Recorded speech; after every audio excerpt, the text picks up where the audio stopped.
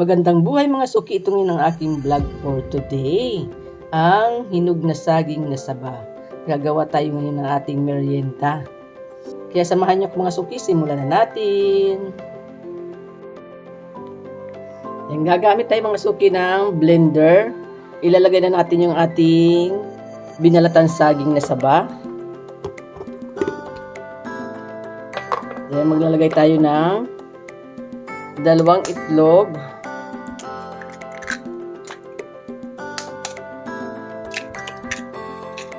Then, maglalagay tayo ng evaporated milk.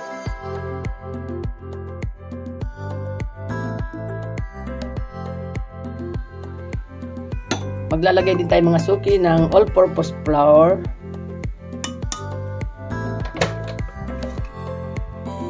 One cup na all-purpose flour. Then, maglalagay din tayo ng 1 tablespoon na baking powder. Then, maglalagay din tayo ng 1/2 cup na glutinous rice flour. Ayan, maglalagay din tayo mga suki ng vanilla flavor.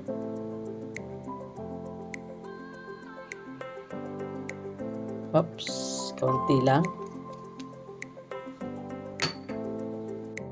Ayan, maglalagay din tayo mga suki ng 2 teaspoon na sugar.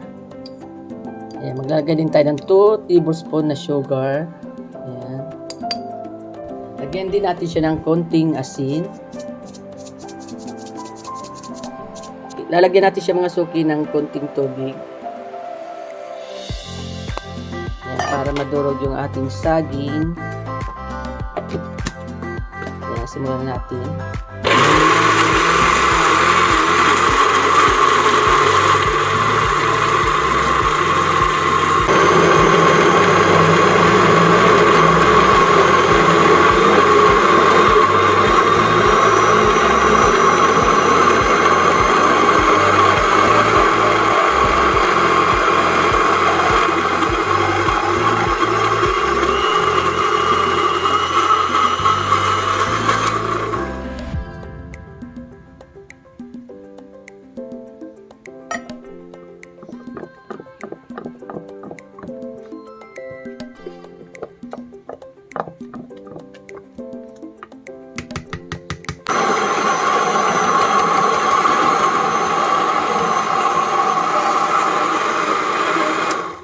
Ayan, tapos na mga suki. Ito na siya, oh.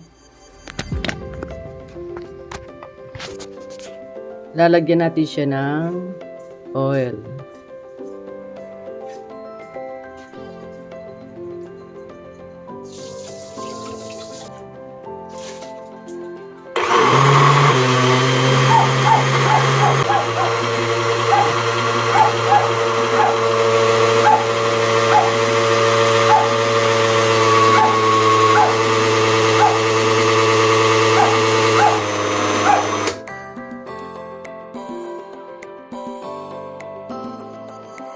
Ayan, ayos na mga suki yung ating banana.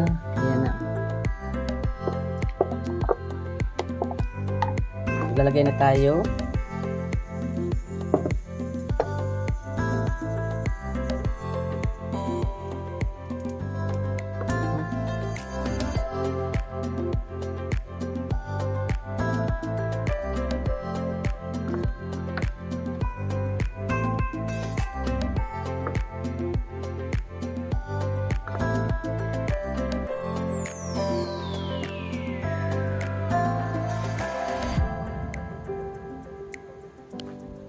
Yan, takpan natin siya mga suki muna. Wala kasi itong takip. Tingnan na natin mga suki. Ayan, pwede na siyang baliktarin. Ang bango.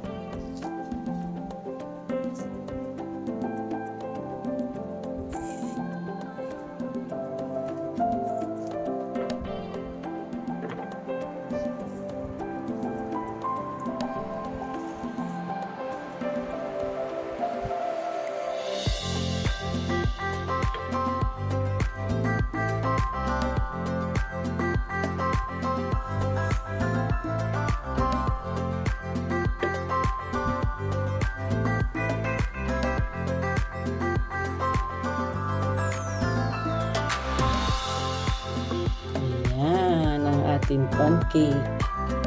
Yan, takpan ulit natin siya mga suki. Yan, tingnan na natin mga suki. Oh, luto na siya. Oh.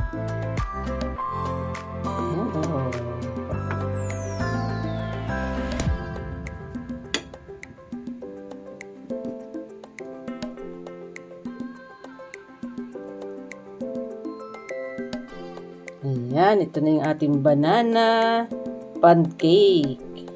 Ito na mga suki ang aking vlog for today. Luto na ang aking banana saba pancake.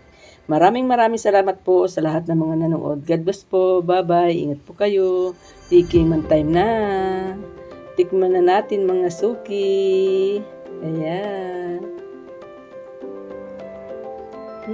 Oh, ayan. Sarap po.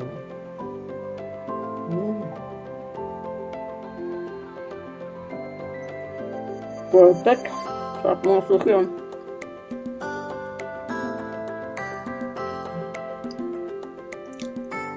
Sarap. Tamang-tama ang kanyang tamis. Perfect mga suki. Sarap ng ating merienda.